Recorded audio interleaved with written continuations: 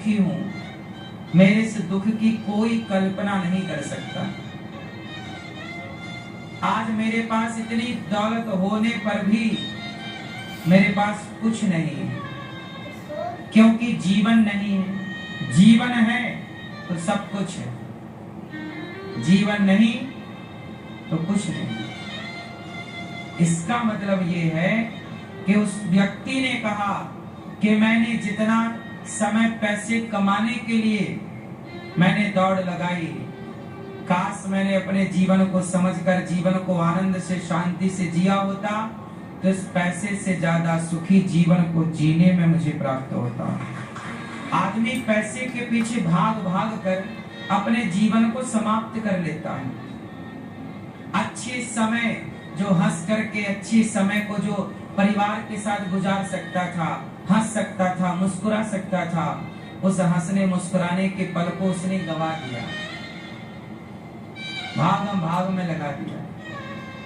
इसलिए पुराने ऋषि मुनि जंगल में रहते थे, इसलिए पुराना भारत जंगल में था, इसलिए पुराने साधु संत कहाँ रहते थे? जंगल में। क्योंकि जंगल में से हरियाली, वहां जीवन है, वहां यथार्थ है, वहां खुद को जानने पहचानने का समय है कि मैं कौन हूं, मेरा जन्म क्यों हुआ है, मैं क्यों आया हूं। आप तो पैसे के पीछे भाग भाग कर ये भूल ही गए कि आप कौन हैं, आपका जन्म क्यों हुआ, आपका उद्देश्य क्या है इस धरती पे आने का। ये आपका उद्देश्य क्या है इस धरती पे आने का, ये तो तब आप जानोगे जब आपके पास खुद को जानने का समय होगा। आज तो आपके पास बच्चों के लिए भी समय नहीं है कि आप अपने बच्चों को जरा संस्कार दे दो। आपके पास आज समय ही तो नहीं है, सब कुछ है, खुद के लिए कोई टाइम नहीं है। भागम भाग की दुनिया में मस्त है। इसलिए अपने जीवन को समझो, अपने जीवन को समझो। पैसा बहुत कुछ हो सकता है, सब कुछ नहीं हो सकता साहब। और मैं आपको बता दूं कि एक सामान्य जीवन को जीने के लिए भी यदि मैं तरीके से कहो तो मैं जी के बता भी सकता हूं आपको। संसार की कोई भी आधुनिकता ना हो, आज वृंदावन में एक तटीय स्थान है। क्या स्थान है? एक तटीय स्थान है वृंदावन में। आपको बताऊं, आज भी वहां कोई आधुनिक चीज नहीं है। और आज के 100-200 साल पहले जैसे लोग जीते थे, आज भी वहां पर वही 200 साल पुरानी व्यवस्थाएं हैं। आधुनिक कोई व्यवस्था नहीं। और जीवन चल रहा है,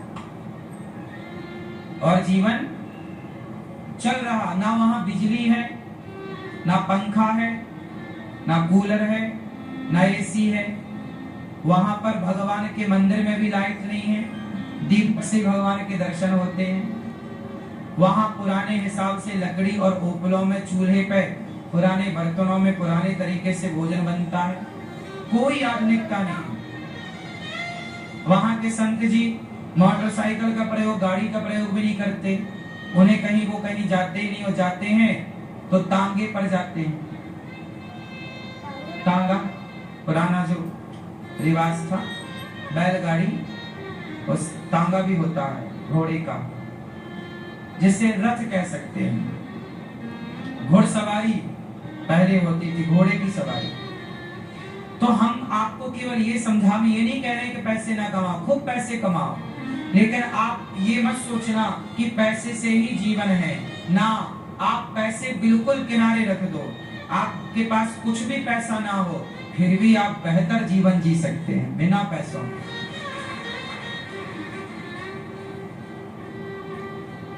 इसका मतलब ये है कि आप पैसे खूब कमाओ, लेकिन पैसे कमाने में ना पागल ना हो जाओ। अपने लिए समय निकालो, अपने को जानो। यदि आप अपने लिए समय निकालते अपने को जानते, थोड़ा प्रकृति से जुड़े रहते, तो आपके मन में चिंताएं ना होती, आप डिप्रेशन में ना जाते। जो व्यक्ति जंगल में रहता है ना, वो कभी डिप्रेशन में नहीं रह सकता। मैं बहुत पहले वहां गया था, कहां, सिक्किम की तरफ कथा सुनाने गया था। सिक्किम के पास गया था मैं, बहुत पहली बात पुरानी। कहां, सिलीगुड़ी, सिलीगुड़ी है ना। एक बार मैं सिलीगुड़ी गया था कथा सुनाने, बहुत पुरानी बात है, 2017-18 की होगी।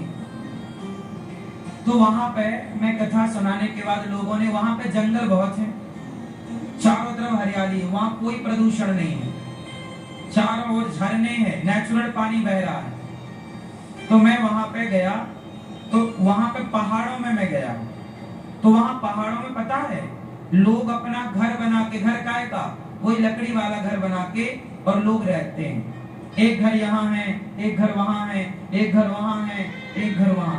मैंने पूछा वहां घर में बैठ के लोगों से, भाई आप यहाँ क्यों रहते हो? बोले मैं मुंबई में जॉब करता हूँ।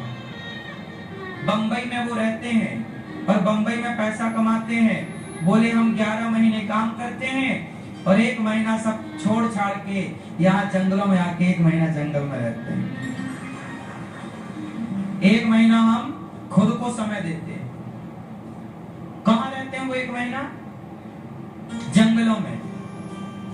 नेचुरल पानी, झरना है, उसका पानी पीना, जंगल की जड़ी बूटी और फल फूल खाना, और जंगल में रह के शांत चित्त से 1 मास, 11 महीने अपने लिए, 1 महीना, 11 महीना पैसे के लिए, 1 महीना अपने लिए। वो रहते हैं, सब परिवार रहते हैं, पति पत्नी बच्चे सब वहीं जंगल में, बहुत सारे लोग। मैंने वहां देखा, वहां रहा, ऐसे जीवन है। पहले के लोग बड़े होशियार समझदार थे। आज हम लोग क्या करते हैं, सारे पेड़ पौधे काट देते हैं, और हमको लगता है हम बहुत होशियार हैं। हमने प्रकृति को उजाड़ दिया तो हम बहुत आधुनिक हो गए। आधुनिकता ये नहीं है कि प्रकृति को उजाड़ दो। आधुनिक तो वो पुराने लोग थे जो 200-200 साल जीते थे। आज आप आधुनिक हो, 60 साल में मर जाते हो। पुराने लोग 100-125 साल तक जीते थे और स्वस्थ जीते थे। हाँ या ना?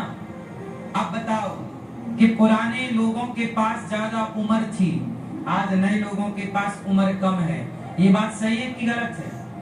तो अब बताओ कि आधुनिक कौन था, समझदार कौन? जो 60 साल में मर जाए वो, या जो 110 साल तक की आयु पाए वो? कौन समझदार है? फिर आज आप आधुनिकता के नाम पर 60 साल के पहले ही आप निपट जा रहे हैं, बूढ़े हो जा रहे हैं, आंखों की रोशनी चली जा रही है, चश्मा लगा के घूम रहे हैं। ये आधुनिकता नहीं है। मैं तो ये मानता हूं कि आप लंबे समय तक जी रहे हैं, लंबा जिए और स्वस्थ जिए। आप सफल हैं पैसों से नहीं। आप बहुत पैसा कमाए, आपके पास बहुत पैसा है, आपको लगता है मैं सफल हो गया, मैंने बहुत पैसा कमा लिया। पैसे पाकर के, पैसे कमा करके आप सफल हो सकते हैं। खूब कमाओ, हम पैसे कमाने का बिल्कुल मना नहीं कर रहे हैं, पैसे खूब कमाने चाहिए, लेकिन खुद को समय, परिवार को समय जरूर देना चाहिए। ये जरूर जानना चाहिए कि हमारा जन्म क्यों हुआ है, हम क्यों आए हैं, हमारा मकसद क्या है। और ये उत्तर कोई और नहीं दे सकता। जब आप ध्यान करेंगे, आत्मचिंतन करेंगे, तो आपकी अंतरात्मा जवाब देगी कि आप कौन हैं, कहां से आए हैं, आपके आने का उद्देश्य क्या है। भगवान बहुत प्रसन्न हैं। भगवान के पुत्र हैं प्रद्युम्न, फिर उनके पुत्र अनिरुद्ध, जिनका विवाह पूषा से हुआ। बाणासुर से युद्ध हुआ, उन पर कृपा हुई, राजा नृग पर कृपा। नृगो नाम नरेंद्रो। कहां चले? जंगल। परिवार को लेके चलो, अपन भी जंगल रहे। ऐसे हाँ?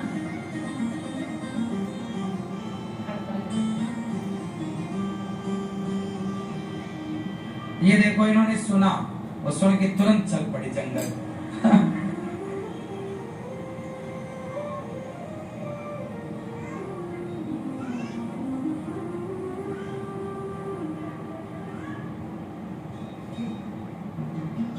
भगवान राजा नृग पर कृपा करते हैं। एक नृग नाम के राजा थे, बहुत संपन्न, बहुत बड़े राजा थे।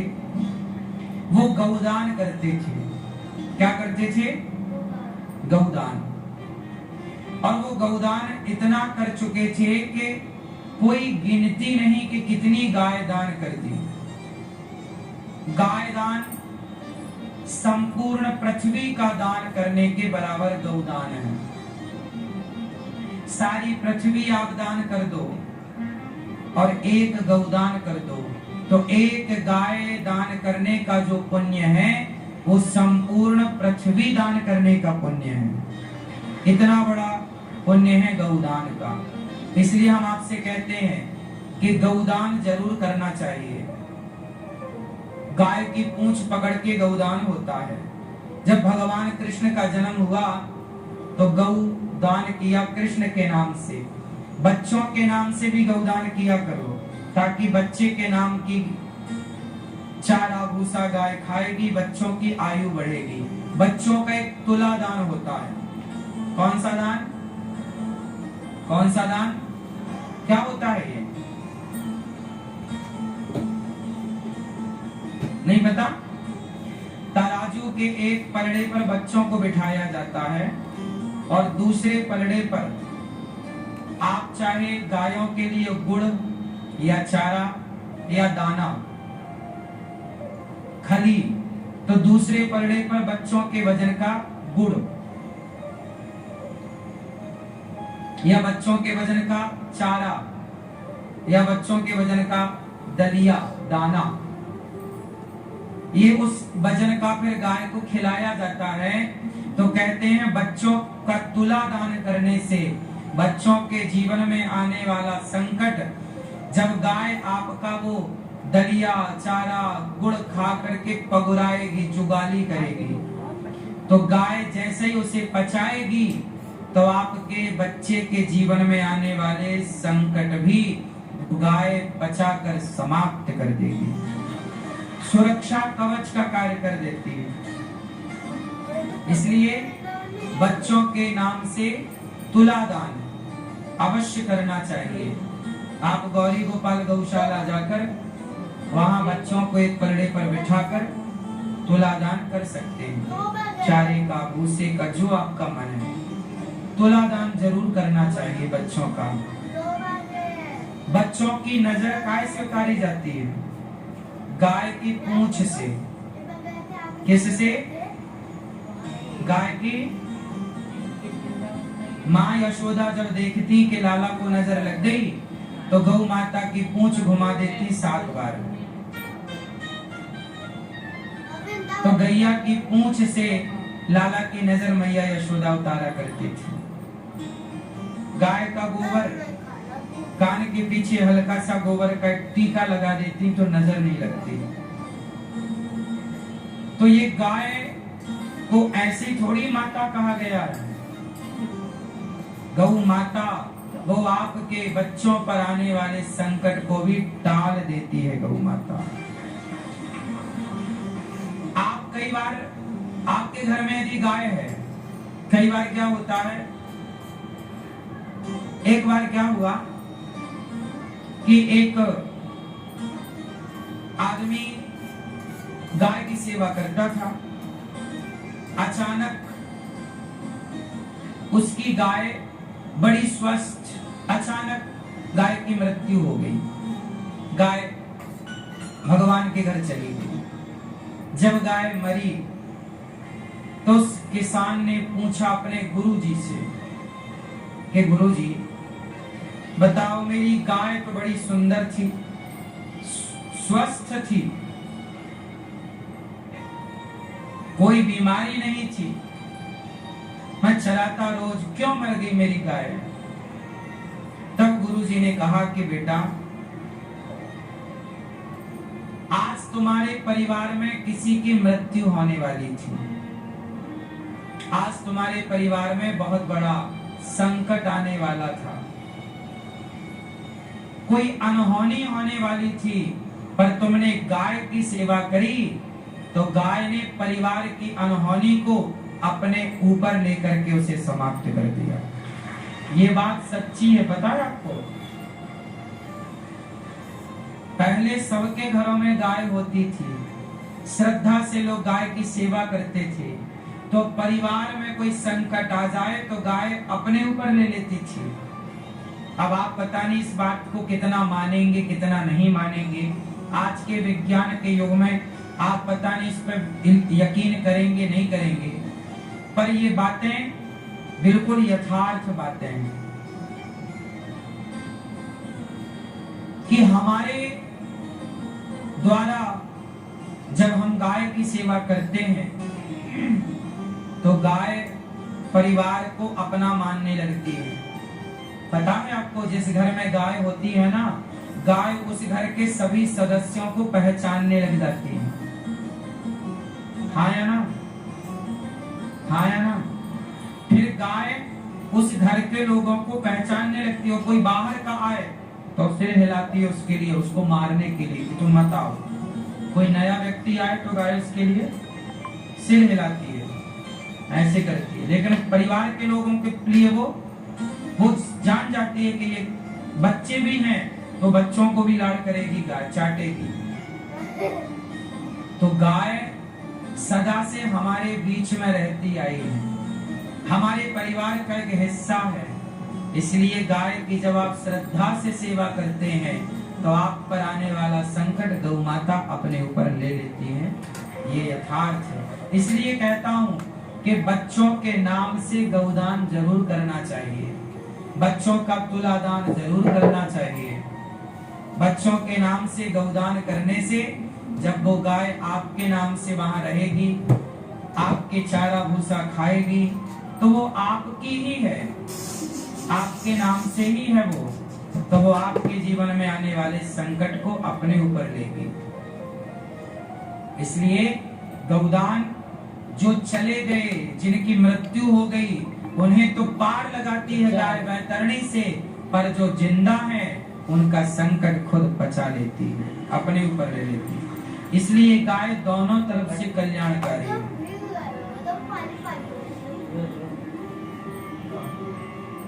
इसलिए हम कहते हैं कि गाय की सेवा करो। हमने कल ही आपको सूचना दी कि गाय को महाराष्ट्र में राज्य माता का दर्जा मिल चुका है। धीरे से लोग गाय की महिमा को समझने लग गए हैं। गाय की सेवा जरूर करिएगा, हाथ जोड़ के मेरी प्रार्थना है।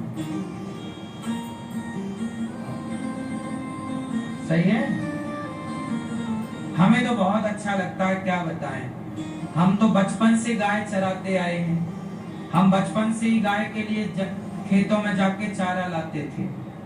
बचपन से हमने खूब गैया चराई है, खूब गाय की सेवा करी है।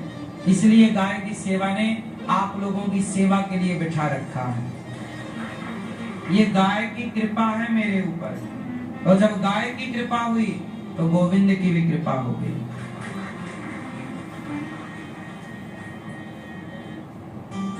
गाय की कृपा जरूरी है। गौरी गोपाल गौशाला जाके देखो, हमारी गाय कितने सुख से रहती है। आप में से कितने लोग गौरी गोपाल गौशाला गए हैं? आपने देखा सभी गाय कितने सुख से है। सारी गाय बिल्कुल हृष्ट पुष्ट स्वस्थ है। हाँ या ना? किसी भी गाय की हड्डी नजर नहीं आ रही है कि बिल्कुल सूखी हो। खूब बढ़िया खाती पीती है।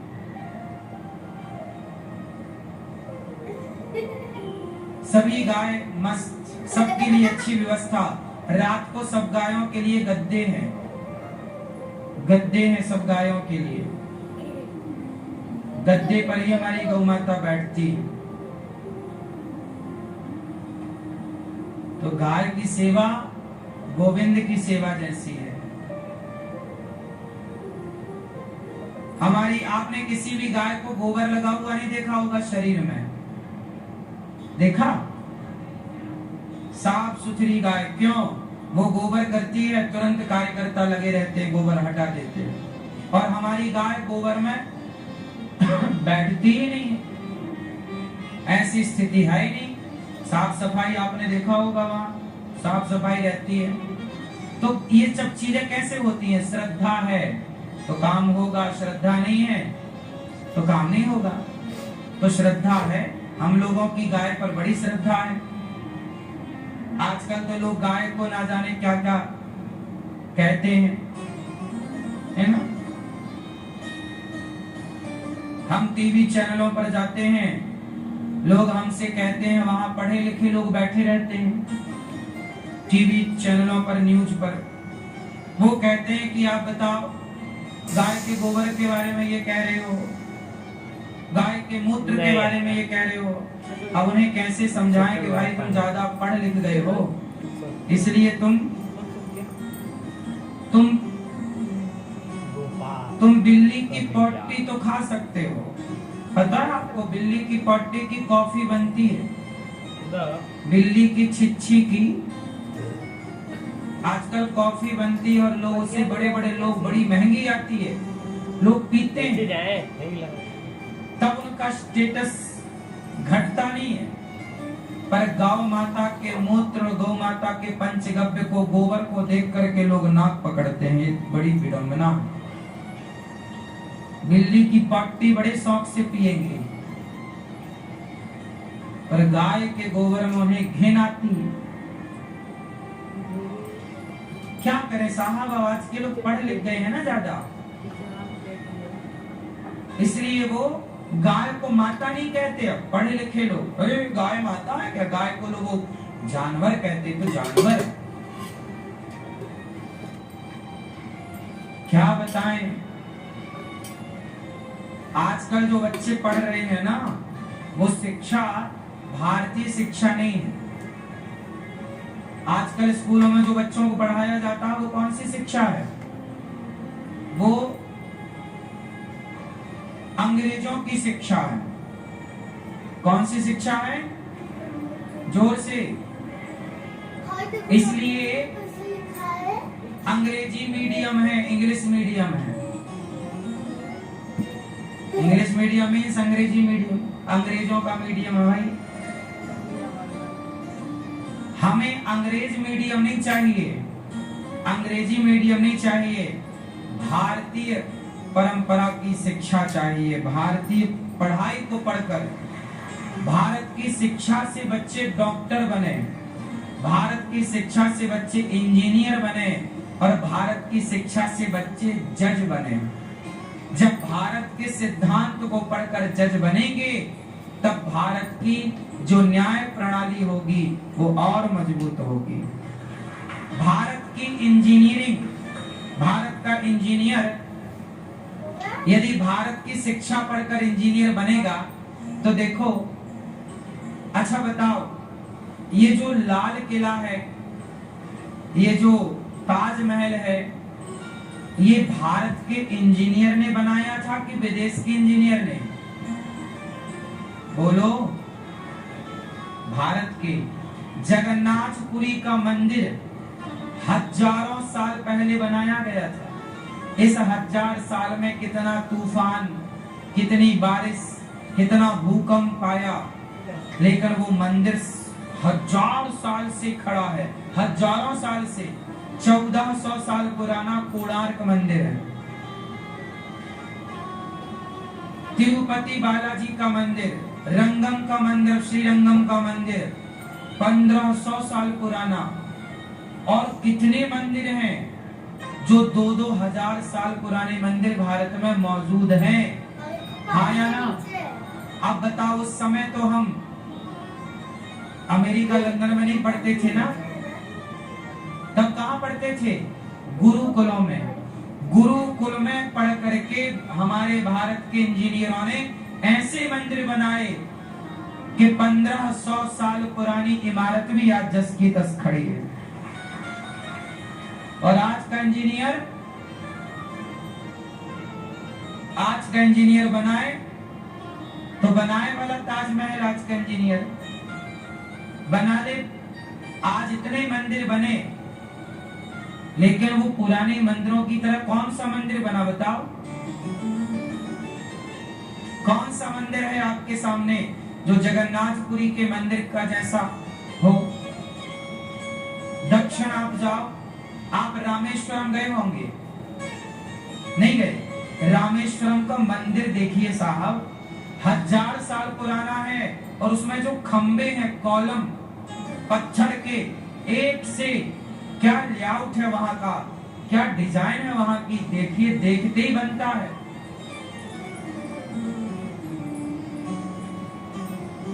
मंदिरों की गुम्बज में कितने बड़े बड़े पत्थर रखे गए, वो कैसे गए होंगे, कैसे पहुंचाए होंगे, क्या दिमाग रहा होगा? क्या ये लोग अनपढ़ थे क्या? उत्तर दो। क्या आज के लोग ही पढ़े लिखे हैं क्या? इसलिए भारत की शिक्षा भारतीय होनी चाहिए। आप कितने लोग इस बात से सहमत हैं कि आज भारत की शिक्षा भारतीय नहीं है? आप कितने लोग इस बात से सहमत हैं? किस बात से? पहले हाथ उठाने के पहले वो बात तो जान लो। आज भारत की शिक्षा भारतीय नहीं है। कितने लोग इस बात से सहमत हैं कि भारत की शिक्षा भारतीय नहीं है? और अब कितने लोग इस बात से सहमत हैं कि भारत की शिक्षा भारतीय ही होनी चाहिए? अब भारत की शिक्षा भारतीय है ही नहीं। अब भारत में जितने भी आईपीएस बन रहे हैं, आईएएस बन रहे हैं, जितने भी भारत के आईएएस आईपीएस बने, ये लोग भारत की शिक्षा पढ़कर बने ही नहीं, ये विदेशी शिक्षा पढ़कर बने। इसलिए भारत का उत्थान नहीं हो रहा है। भारतीय संस्कृति तो बिल्कुल खत्म होने पे खड़ी है। भारतीय संस्कृति, भारतीय संस्कार अब कहां है? चलो बताओ, भारतीय पहनावा क्या है भैया बताओ, बोलो बोलो। भारतीय पहनावा क्या है? धोती कुर्ता। आपने आखिरी बार कब पहनी धोती कुर्ता? आप में से बहुत लोगों की जिंदगी आधी गुजर गई, लेकिन आपने धोती कुर्ता नहीं पहना होगा। रहते भारत में है पर पहनावा विदेशी है। भारत में रहते हो तो पहनावा भारत का ही तो होना चाहिए ना। बच्चों की ड्रेस, आज बच्चे टाई लगाकर जाते हैं, आज बच्चे तिलक लगाकर जाएं तो स्कूल के टीचर मना कर देते हैं, जी तिलक लगा के मत आना। बच्चे हाथ में कलावा बांध कर जाएं तो टीचर उतरवा देते हैं। बच्चे तुलसी की माला पहन कर जाएं तो टीचर उतरवा देते हैं। क्यों? ये भारत है। हम कोई पाकिस्तान में थोड़ी पढ़ा रहे हैं अपने बच्चों को कि हमारा बच्चा तिलक लगा के नहीं जा सकता। भाई हम कोई पाकिस्तान में थोड़ी हैं। क्यों नहीं जाएगा तिलक लगा के? भारत का पहनावा धोती कुर्ता है। तो भारत का जब पहनावा धोती कुर्ता है तो भारत के स्कूलों में, भारत में पहली बार तो स्कूल नहीं होने चाहिए, गुरुकुल होने चाहिए। क्या होने चाहिए? हमें स्कूलों की जरूरत ही नहीं है, क्योंकि हमारे जितने प्राचीन मंदिर बने वो स्कूलों में पढ़कर नहीं बने, वो गुरुकुलों में पढ़ करके बने हैं। पुराने भारत का जो निर्माण हुआ है वो स्कूलों के बल पर नहीं, गुरुकुलों के बल पर हुआ है। हमारे यहाँ झांसी की रानी स्कूल में नहीं पढ़ती, शिवाजी, महाराणा प्रताप, तात्या टोपे, इन्होंने स्कूलों में पढ़ाई नहीं की, इन्होंने गुरुकुलों में पढ़ाई की। और गुरुकुलों में पढ़ाई करके इन्होंने बड़ी बड़ी क्रांतियां लड़ी, बड़ी बड़ी लड़ाइयां लड़ी हैं, बड़े बड़े युद्ध लड़े हैं, तलवार चलाना सीखी है। ये भारतीय परंपरा थी, युद्ध लड़ना। युद्ध की भी तो राम कहां पढ़े? स्कूल में के गुरुकुल में? श्री कृष्ण कहां पढ़े? गुरुकुल में। श्री कृष्ण पढ़े उज्जैन के गुरुकुल सांदीपनि जी के गुरुकुल में, राम पढ़े वशिष्ठ जी के गुरुकुल में, और शिवाजी गुरुकुल में पढ़े, चंद्रगुप्त मौर्य चाणक्य के गुरुकुल में, चाणक्य जी का विश्वविद्यालय नालंदा विश्वविद्यालय,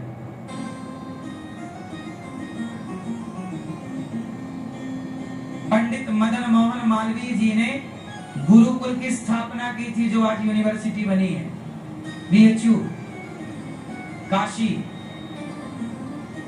वो गुरुकुल ही था, भीख मांग मांग के बनाया था पंडित श्री मदन मोहन मालवीय जी ने, हाँ या ना? लेकिन आज भारत में स्कूल है, गुरुकुल होने चाहिए, और प्रत्येक गुरुकुल में धोती कुर्ता ही बच्चों की ड्रेस होनी चाहिए, गले में तुलसी की माला हो, माथे पर तिलक हो, और हमारे यहाँ दर्शन शास्त्र पढ़ाने चाहिए, वेद पढ़ाने चाहिए, उपनिषद पढ़ाने चाहिए, और बाकी पढ़ाइयां भी पढ़ाओ, कंप्यूटर पढ़ाओ। कंप्यूटर कोई शास्त्रों के विपरीत थोड़ी है। हम भारत के लोग जितनी टेक्नोलॉजी जानते थे, हम भारत के लोग जितने आधुनिक थे, दुनिया जब पढ़ना नहीं जानती थी। मैंने बताया कि 1811 में जब पहला स्कूल लंदन में बना, उस समय भारत में 7 लाख गुरुकुल एक्टिव थे। ये ऑन रिकॉर्ड है। भारत की गुरुकुलों की पहले प्रत्येक गांव में गुरुकुल था, और पहले के पुरुष ही नहीं, स्त्रियां बहुत पढ़ी लिखी होती थी। जो आपको आज के स्कूलों में क्या बताया जाता कि पहले स्त्रियों को पढ़ने का अधिकार नहीं था, ऐसा आपको बताया गया कि नहीं? ये भारत के खिलाफ षड्यंत्र करने वाले लोग करते हैं। स्त्रियों को पहले भी पढ़ने का अधिकार था। आज से 2500 साल पहले एक हमारे देश में संत हुए, लगभग 2500 साल पहले, आद्य शंकराचार्य जी। किन ने नाम सुना है? आद्य शंकराचार्य जी का नाम किन्होंने सुना है? आपने नहीं सुना? आद्य शंकराचार्य जी का एक स्त्री के साथ शास्त्रार्थ हुआ था। क्या आप बता सकते हैं उस स्त्री का नाम क्या था? मां भारती। क्या नाम था? मंडन मिश्र की पत्नी थी वो, जिनके नाम से मंडला शहर बसा। आज मध्य प्रदेश में नर्मदा के तट पर एक स्थान है मंडला। मंडला के वो थे मंडन मिश्र। मंडन मिश्र इतने विद्वान थे कि उनका जो तोता था वो संस्कृत में बात करता था। उन गांव की जो पनिहारी थी, जो कुएं में जाके महिलाएं पानी भरती थी, वो सारी महिलाएं संस्कृत में बात करती थी। एक दिन आद्य शंकराचार्य जी उस गांव में पहुंच गए। शंकराचार्य जी को चुनौती दे दी मंडन मिश्र ने कि आप मेरे से शास्त्रार्थ करिए। तो मंडन मिश्र शास्त्रार्थ में हार गए। फिर पत्नी आई मंडन मिश्र की, बोली आप मेरे से शास्त्रार्थ करिए। और जब पत्नी ने शास्त्रार्थ किया तो पत्नी ने आद्य शंकराचार्य जी को ऐसे सवाल कर लिए कि आद्य शंकराचार्य जी के पास उत्तर नहीं था। तब आद्य शंकराचार्य जी ने कहा कि मुझे कुछ महीने का वक्त दो, मैं इसका उत्तर लाऊंगा। तब आद्य शंकराचार्य जी ने परकाया प्रवेश करी। आपको पता है हमारे यहाँ एक विद्या थी कि आप, हमारे यहाँ एक परकाया प्रवेश की विद्या थी। कौन सी काया? क्या होती है ये? जैसे कि कोई मर गया तो मैं अपना शरीर छोड़कर मैं उसके शरीर में प्रवेश कर सकता था, और वो जिंदा हो जाता और ये शरीर मर जाता, और आप इसे सुरक्षित रखें, फिर मैं जब चाहता उस शरीर को छोड़कर अपने शरीर में आ सकता था। ये विद्या आद्य शंकराचार्य जी के पास थी। सोचिए, ऐसी विद्याएं हमारे यहाँ थी। परकाया प्रवेश की, हमारे यहाँ आकाश में चलने की विद्याएं थी। आकाश में चलने की विद्याएं थी, और ये विद्याएं कोई आश्चर्य न मानो, ये सभी विद्याएं हैं। अब उनका अधिकारी कौन हो? किन्हें पढ़ाई जाए ये विद्याएं? आज हमारे यहाँ गुरुकुल नष्ट हो गए, स्कूल बन गए, तो गुरुकुल नष्ट होने से तमाम विद्याएं नष्ट हो गई। इसलिए तो मुगलों ने, अंग्रेजों ने नालंदा विश्वविद्यालय में आग लगवाई, क्योंकि वहां हमारे सनातन धर्म का सबसे बड़ा साहित्य था। सारी चीजें पुस्तकों में संजो के रखी गई थी, सारी थ्योरियां लिखी गई थी, उनको आग लगा दी। क्यों लगाई? क्यों वेद पुराण जलाए हमारे? क्योंकि डर था मुगलों को, अंग्रेजों को, यदि हिंदुओं के पास ये ग्रंथ रहे तो ये बहुत कुछ कर सकते हैं। इसलिए अंग्रेजों ने गुरुकुलों को मान्यता नहीं दी, क्योंकि गुरुकुल में नौकर नहीं बनते थे, गुरुकुल से तो चाणक्य सम्राट बनाया करते थे। पहले, आजकल स्कूल बने कि अब तुम सम्राट ना बनो, मालिक ना बनो, नौकर बनो। इसलिए स्कूल में पढ़ने वाले बच्चे क्या चाहते हैं? नौकरी। क्या बनना चाहते हैं? नौकर। जबकि गुरुकुल में नौकर वाली परंपरा नहीं, वहां तो आपको ऐसा पढ़ाया जाता था कि आप नौकर नहीं, आप मालिक बने, आप मालिक बने। ये अंतर है स्कूल में और गुरुकुल में। यदि आप स्कूल में पढ़ोगे तो नौकर ही बनोगे, जबकि गुरुकुलों में पढ़ करके मालिक बनने की क्षमता पैदा करोगे। इसलिए अंग्रेजों ने, एक मैकाले नाम का अंग्रेज था, बहुत बड़ा साहित्यकार था वो, इंग्लिश का। मैकाले उसका नाम था, और भी आगे पीछे उसका नाम कुछ और हो सकता है। हाँ, उस आदमी ने सारी शिक्षा प्रणाली बिगाड़ दी। भारत में ऐसी शिक्षा लागू उसी ने कराई, मैकाले ने। संडे की छुट्टी उसी ने शुरू करी। पहले भारत में संडे की छुट्टी नहीं थी, थोड़ा इतिहास पढ़ा करो। पहले संडे की छुट्टी नहीं थी। संडे की छुट्टी क्यों? क्योंकि वो था क्रिश्चियन, और क्रिश्चियन लोग संडे के दिन चर्च जाते हैं, तो उनको लगा कि हम अपने हिसाब से करें। अब भारत में संडे की छुट्टी का क्या मतलब है? भारत में एकादशी की छुट्टी होनी चाहिए। किसकी छुट्टी होनी चाहिए? एकादशी की छुट्टी होनी चाहिए। हमारे यहां छुट्टी, संडे को चर्च जाने के लिए उन्होंने छुट्टी का नियम बनाया, और वो आज तक आजाद भारत में वही अंग्रेजों का घिसा पिसा कानून आज भी चल रहा। कुछ बहुत ज्यादा बदला नहीं है भैया। आज भी लोग टाई पहन के घूम रहे हैं। अरे टाई तो वहां अंग्रेजों के यहाँ ठंडी पड़ती है बहुत तेज। इंग्लैंड में ना मेरी माँ, मैं गया, वहां बहुत सर्दी पड़ती है, और वहां नाक बहती रहती है अंग्रेजों की, तो नाक पहुंचने के लिए वो लटकाए रहते हैं गले में, तो नाक पहुंचने के लिए टाई थी, रुमाल था। लेकिन आजकल लोग भारत में टाई पहने घूम रहे, नाक पहुंचने का उपकरण है ये। लेकिन ये अब तुम तो बाबूजी बन के चल रहे हो फैशन में। टाई तुम्हारी थोड़ी यहाँ नाक बह रही है गर्मी में। यहाँ तो जून के महीने में कहाँ नाक तो खुद सूख जाती है ना? वो भी गीली होने के लिए पानी मांगती है ना? तुम काहे टाई लगाए घूम रहे हो? तुम भारत के हो। वहां पर ना 12 महीने सर्दी पड़ती है लगभग। जुलाई, अगस्त, सितंबर में थोड़ा वहां नॉर्मल रहता है टेम्परेचर, सामान्य। अभी पर वहां सर्दी पड़ती है, हाँ या ना? वहां 12 महीने सर्दी पड़ती है, बर्फ गिरती है, तो वहां के लोग ना वो पहनते हैं टाई, और वो ऊपर से क्या क्या वो कोट मोटा होता है, तो कोट वहां पहनते हैं क्योंकि वहां की जलवायु ऐसी है।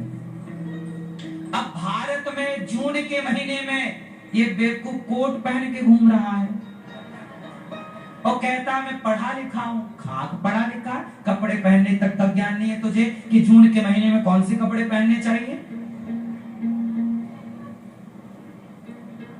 भाई हमारे भारत में गर्मियों के कपड़े अलग होते हैं और सर्दियों के कपड़े, हाँ गर्मियों में पतले कपड़े पहने जाते हैं, कॉटन पतले कपड़े, सर्दियों में मोटा। तो तुम जून के महीने में, हमारे भारत में जून में क्या होता है, गर्मी की सर्दी भयंकर, जून जुलाई भयंकर गर्मी होती है और यहाँ बाबूजी टाई और कोट पहने घूम रहे हैं। आज भी आप देख लो कोर्ट कचहरी में कोट पहनने की परंपरा है। काहे भैया, ये कोई लंदन की कोर्ट कचहरी थोड़ी है, वहां पे सर्दी है तो कोट पहना जाता है, वहां दिन भर हवा चलती रहती है, ठंडी हवा, तो वहां कोट ठीक है क्योंकि वहां ठंडा है। हमारे भारत में तो भाई सफेद कपड़ा पहन लो ठंडा करेगा, थोड़ा पतला कपड़ा पहन लो, है ना।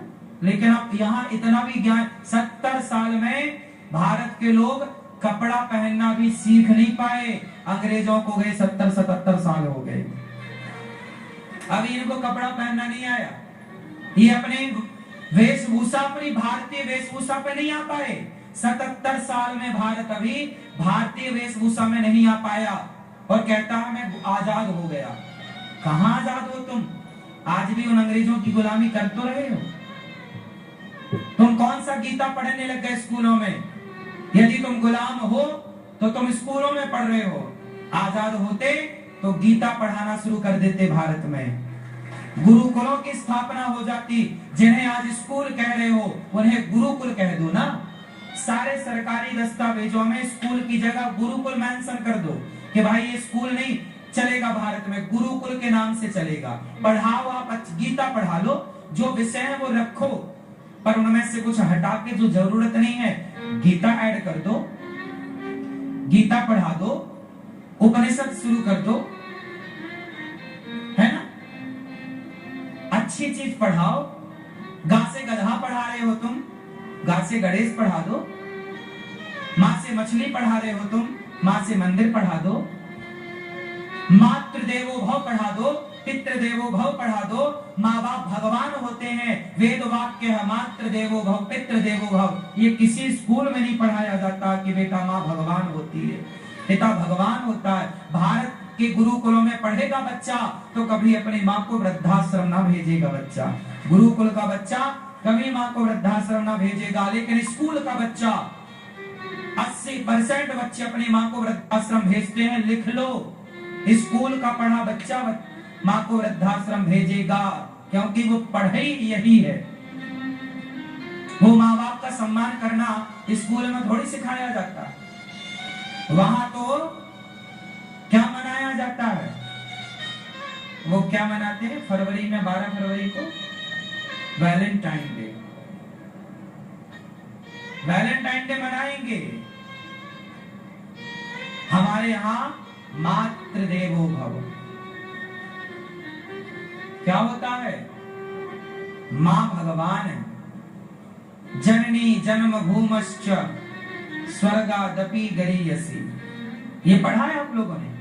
देखो, इन युवाओं को ये नहीं पढ़ाया गया कि जननी जन्म भूमश्च स्वर्गादपि गरीयसी। हम लोगों ने पढ़ा, हमारे टाइम पे था, लेकिन अब तो हटा दिया, अब आपको जरूरत नहीं पड़ी ना। इसलिए ये बच्चे नास्तिक हो रहे हैं, इसलिए ये बच्चे चरित्रहीन हो रहे। पहले गुरुकुलों में राम पढ़े तो चरित्रवान बन करके निकले, चरित्रवान। आजकल के बच्चे कहाँ चरित्रवान बन रहे हैं? कौन सा स्कूल चरित्र की शिक्षा दे रहा है? सारे स्कूलों में बच्चों का चरित्र और हनन किया जाता है। लड़का लड़की वो साथ में रख के और वो एक साथ डांस करवा रहे हैं आजकल स्कूलों में, ठुमका लगा रहे हैं कमर से कमर मिलाकर। ये स्कूलों में हो रहा मेरी माँ, तुम्हारा बच्चा पढ़ने गया है और वो वहां नाच सीख रहा है, लड़कियों के संग नाच रहा है और तुम्हें लग रहा है वो पढ़ रहा है। आजकल स्कूलों में जितने क्रिश्चियन स्कूल हैं, सारे स्कूलों में बच्चों को मांस खाने के फायदे बताए जा रहे हैं, अंडा खाने के फायदे गिनाए जा रहे हैं, ताकि ये तुम्हारा बच्चा अंडा की डिमांड करने लग जाए। बॉलीवुड प्रचार कर रहा है, संडे हो या मंडे, समझ नहीं रहे हो तुम तरीके से। आने वाले समय में दीपक लेके ढूंढोगे तो सच्चा हिंदू भारत में ना मिलेगा। अब जितने ये हिंदू हैं, तुम कहां हिंदू बचे हो? तुम कह जरूर रहे हो कि हम हिंदू हैं, पर तुम कुर्ता धोती पहनना आते नहीं तुम्हें, तुम गाय को माता कहते नहीं हो, तुम गंगा को माता नहीं कहते, तुम्हारी शास्त्रों में श्रद्धा नहीं है, तुम मांस खाते हो, तुम काय बात के हिंदू हो? कहने से थोड़ी कोई हिंदू होता है। अरे हिंदू एक विचारधारा है। जो गाय को माता कहे, जो सब पर दया करे, बेवजह किसी की हत्या अपने स्वाद के लिए ना करे, वही हिंदू है, वही सनातनी। आजकल कहां हिंदू बचा? स्कूलों में बच्चे पढ़ेंगे तो हिंदुत्व की बात ना करेंगे, सनातन की बात ना करेंगे। आजकल के बच्चे क्या कहते हैं? अरे महाराज, अमेरिका के लोग कितना मांस खाते हैं, अमेरिका के लोग तो कोई पूजा भी नहीं करते। आज मेरी एक मैया आई, पता नहीं यहाँ बैठी है कि नहीं, वो बोली महाराज मेरा बेटा अमेरिका में रहता है और बोलता है कि अमेरिका की स्त्रियां तो कोई पूजा भी नहीं करती, व्रत उपवास भी नहीं करती, और वहां की स्त्रियां कितनी सुंदर हैं, और वहां इतनी संपन्नता है, इतने पैसे हैं वहां पर। भारत के लोग इतनी पूजा करते, इतना पाठ करते, इतना जप करते, तप करते, फिर भी भारत की स्त्रियां इतनी सुंदर नहीं, और इतना धन पैसा भारत में नहीं है, अमेरिका में है। उस माँ ने कहा कि मेरा बेटा ऐसा पूछता है। मैंने कहा माँ, बेटे से कह देना कि मैया बेटा, अमेरिका की स्त्रियों की चमड़ी सुंदर है, चरित्र सुंदर नहीं है। भारत की स्त्रियों की चमड़ी कैसी भी है, पर चरित्र बड़ा पवित्र है। हम सुंदर चमड़ी वाले की तरफ गए कब? हम तो सुंदर चरित्र वाले की तरफ गए। हमने चमड़ी को सजाने में कभी मन लगाया ही नहीं, हमने तो चरित्र को संवारने में मन लगाया है। भारत की स्त्रियां चमड़ी से अच्छी हो ना हो, चमड़ी कैसी हो, पर चरित्र अच्छा है।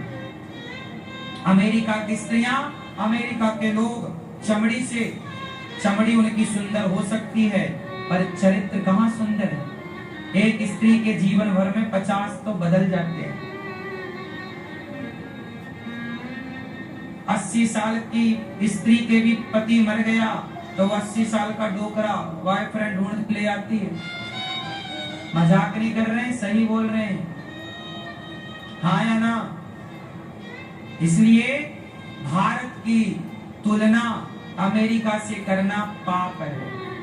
अरे अमेरिका, लंदन में भाई साहब पैसा होगा, सुंदरता अलग विषय है, पर सुंदरता चमड़ी की। अब तुम्हारी पत्नी, तुम कैसी पत्नी पसंद करोगे? जो चमड़ी से बड़ी सुंदर हो या चरित्र से सुंदर हो? थोड़ी सांवली है चल जाएगी, लेकिन चरित्रवान तो है तुम्हारी पत्नी। वो कैसी कि बड़ी सुंदर है, पर तुम्हें घास नहीं डालती, पड़ोसियों के चक्कर में रहती है। इसलिए कहा, सुंदरता के पीछे ना भागो। हमारा भारत पैसे के पीछे और सुंदरता के पीछे भागा ही नहीं। हम भारतीय हैं, हम चरित्रवान हैं। हमारी सबसे बड़ी दौलत क्या है? बोलो, चरित्र। अच्छा बताओ मुझे, आप लोग जरा समझाओ कि चरित्र मायने रखता है कि पैसा मायने रखता है? आपकी सुंदरता मायने रखती है कि आपका चरित्र मायने रखता है? आपकी सुंदरता, आप सांवले हैं, चलेगा क्यों? बिल्कुल चलेगा। आपका फेस कैसा है, चलेगा। आप चरित्रवान हैं। इसलिए हमारे यहाँ माता अनसुईया को माना जाता है। माता अनसुईया का फेस कैसा था? कोई उनके फेस पर नहीं जाता। उनका चरित्र इतना मजबूत था कि ब्रह्मा विष्णु महेश उनकी परीक्षा लेने आए और ब्रह्मा विष्णु महेश की परीक्षा में माता अनुसुईया पास हो गई।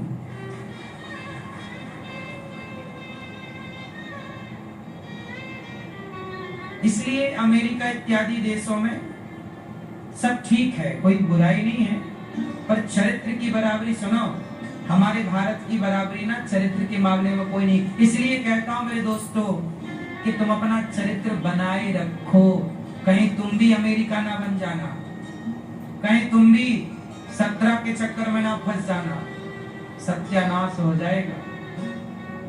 भारत यदि बचा है तो संस्कारों के बल पर। भारत को ही विश्व गुरु कहा गया है, अमेरिका, लंदन, जापान को नहीं।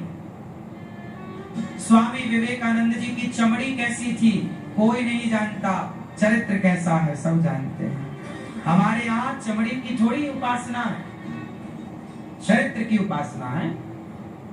इसलिए आप चरित्रवान बनो, है ना मेरी मां, चरित्रवान। राजा नृग ने गौदान दिया और भगवान की कृपा उन्हें प्राप्त हुई गौदान के बल पर। पौंड्रक और काशीराज द्विज पर भगवान ने कृपा की। नकली भगवान बन के घूमता था पौंड्रक। क्या बन के घूमता था? जोर से। अच्छा ये बताओ, आज भी भारत में नकली भगवान है या नहीं? कौन कौन? आजकल ना बहुत सारे नकली तो फ्रॉड मंदिर बन गए, और मंदिर में जो बैठे हैं वो फ्रॉड है। भगवान के नाम पर आज जो सुनो, आज इंसान ही नकली है ऐसा नहीं है, आज खाने पीने की चीजें नकली है ऐसा नहीं। आजकल तो भारत में भगवान भी नकली है। बताओ कौन से नकली भगवान है? उत्तर दो जोर से, जोर से, थोड़ा जोर से। कौन है? हाँ, कौन से बाबा? ये नकली है।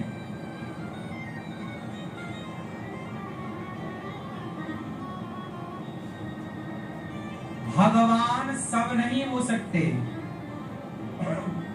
भगवान क्या आपके पति सब आपके पति हो सकते हैं?